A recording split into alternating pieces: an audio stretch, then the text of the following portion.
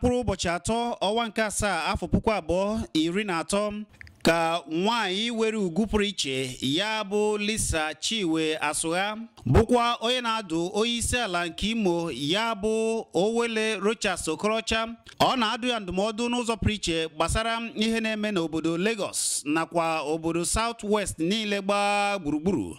Nwaanyị ya were ugwu pụrụ iche bụkwa ya na-anọchite anya ndị Imo n'obodo Lagos gbaa gburugburu tupu ya na ndị na-eso ya abata. Eze Hyacinth Ohazurike bụkwa isi omenala pụrụ iche maka omenala ọfụma eze ndị Igbo na Lagos OON. Ọ tụrụ nzu na iji gosi obi ụtọ ya nakwa iji gosi na udo na agamnihu na ịdị n'otu ka dị na etiti ndị Igbo nakwa ndị ha bi na obodo ya na Lagos ebe a.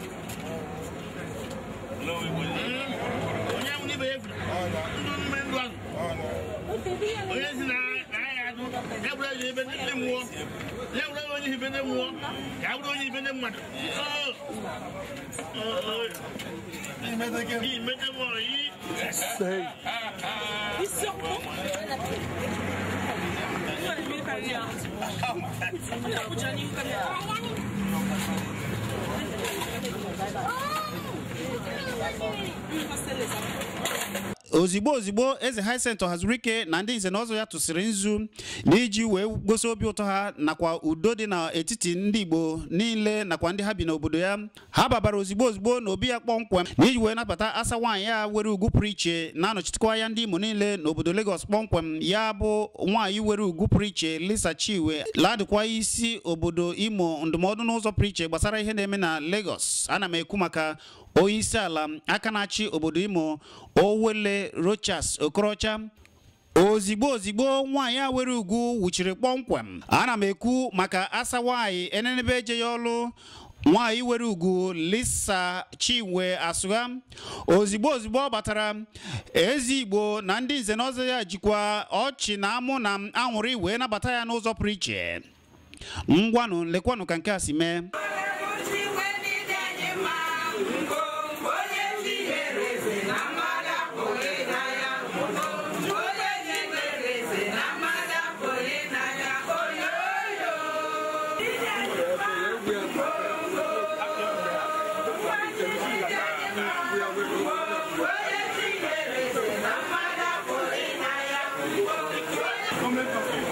Ozigbo asa nwaanyị a na ndị so ya nọsiara wee were oche ka eze Hyacinth Ohazurike buputere ọjị dịka esi eme ya na omenala. O butere ọjị ozigbo wee wara ndị bịara ọjị n'ụzọ pụrụ iche.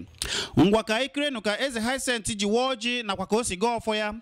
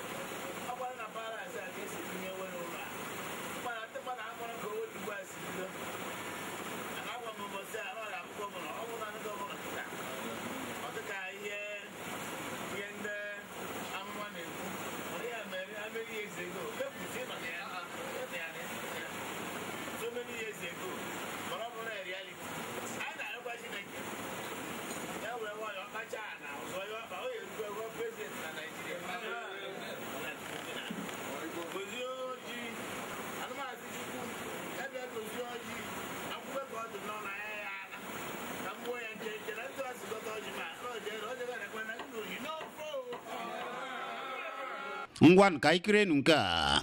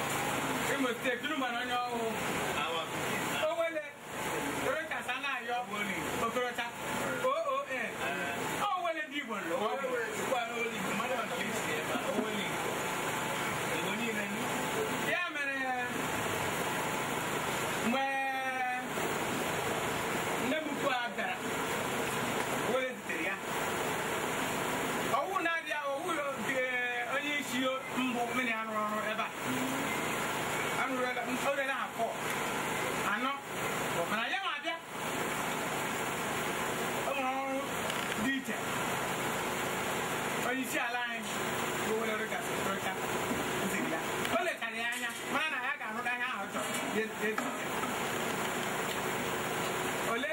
Fuhanya, Nodala. Ole Fuhanya, and the Niti. Ole Fuhanya, no Benala. Laban, no wine. Utima, Asora, on your inquiry, local government area, Limo State. Before I go about SF, the assistant, public affairs.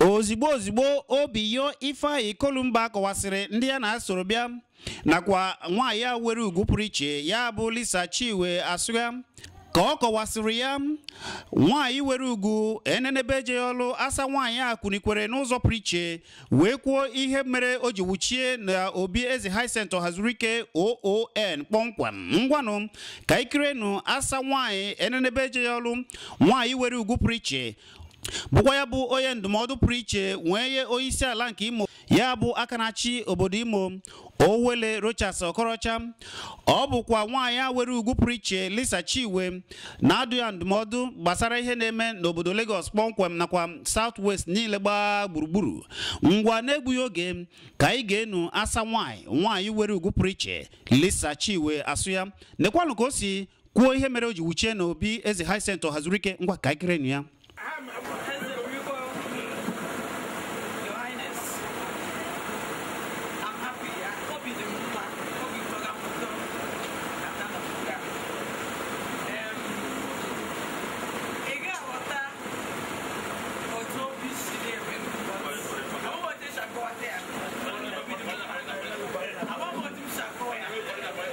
Because in my being around the issue,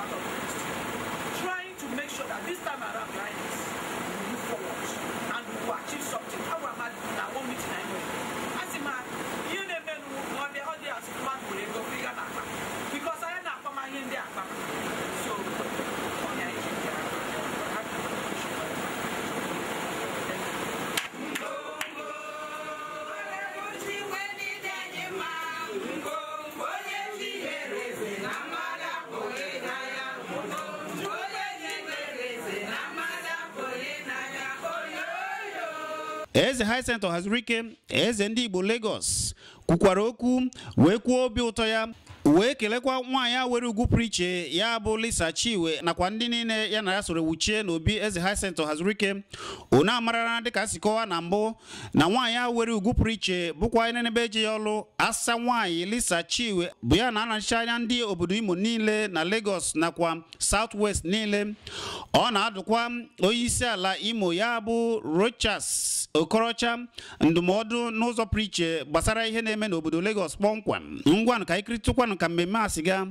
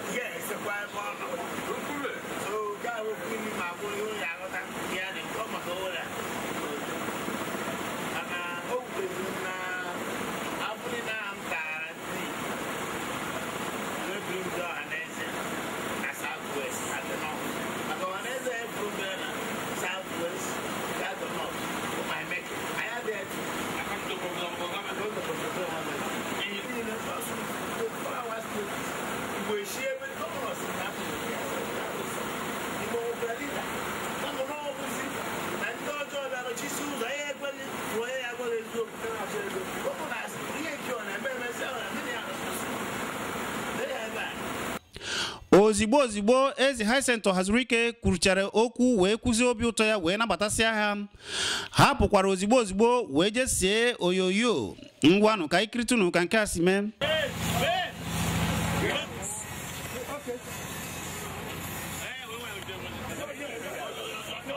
Otu a ka Kpakpando jiri fụ ya n'obi Hyacinth Ọhazurike OON eze ndị Igbo Lagos na mkpụrụ ụbọchị 3 ọnwa nke 7 afọ 2013. Anyị wee na-asị na ọ ga-adịrịrị ndị Igbo mma.